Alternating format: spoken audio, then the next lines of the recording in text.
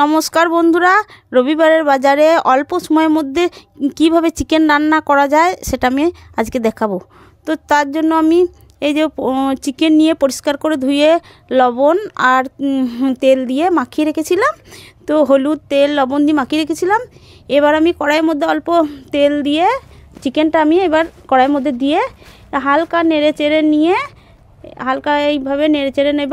নিয়ে এবার আমি একটা ঢাকা দিয়ে দেবো কিছুক্ষণের জন্য। এবার কিছুক্ষণ পর ঢাকাটা খুলে এই যে তেল ছেড়ে গেছে। এবার আমি এই যে মাংসটা নেড়ে চেড়ে এবার আমি ভালো করে নেড়ে চেড়ে নিয়ে এবার একটা পাত্রের মধ্যে ঢেলে নিচ্ছি। তো এইভাবেই করবে।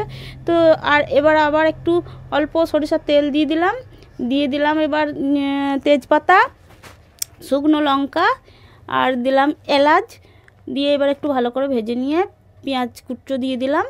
পেঁয়াজ কুচোটাকে ভালো করে একটু লাল করে ভেজে নেওয়ার পর আদা রসুন বাটা দিয়ে দিলাম। দিয়ে ওইটাকে আবার ভালো করে নেড়ে চেড়ে নিয়ে এবার আমি দিয়ে দেবো হলুদ লঙ্কা গুঁড়ো, জিরে গুঁড়ো, ধনে গুঁড়ো দিয়ে যে ভালো করে আবার একটু কষিয়ে নেব। কষিয়ে নিয়ে অল্প সময় জল দিয়ে দেব। তো আমি ঝোল বেশি করব না, অল্পই করব। তো এইবার আমার কষানো হয়ে গেছে। এবার সেই ভেজে রাখা মাংসগুলো আমি এবার দিয়ে দিলাম। দিয়ে এবার ভালো করে এবার মাংসটা কষিয়ে নেবো। আরেকবার কষিয়ে নিয়ে তারপরে আমি এবার দিয়ে দেবো ক্যাপসিকাম, কাঁচা লঙ্কা আর টমেটো কুচো। এবার এটাকেও আমি ভালো করে একটু খুন্তির সাহায্যে নেড়ে চেড়ে কষিয়ে নেবো। কষিয়ে নিয়ে তারপরে আমি দিয়ে দেবো লবণ, পরিমাণ মতো লবণ। এবার লবণটা দিয়ে আমি এবার দিয়ে দেবো সামান্য একটু চিনি দিয়ে দেবো টেস্টের জন্য। তো রং টেস্ট এই কালারের জন্য আমি দিয়ে দেবো। দিয়ে ভালো করে কষিয়ে নেব।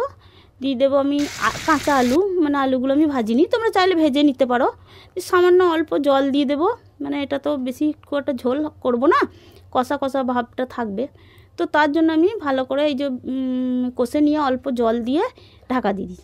ব্যাস, রান্নাটা হয়ে গেলে এবার নামিয়ে নিন। গরম গরম ভাতের সাথে খাবেন। খেয়ে আমাকে একবার কমেন্টে জানাবেন কেমন লাগলো আমার রান্নাটা।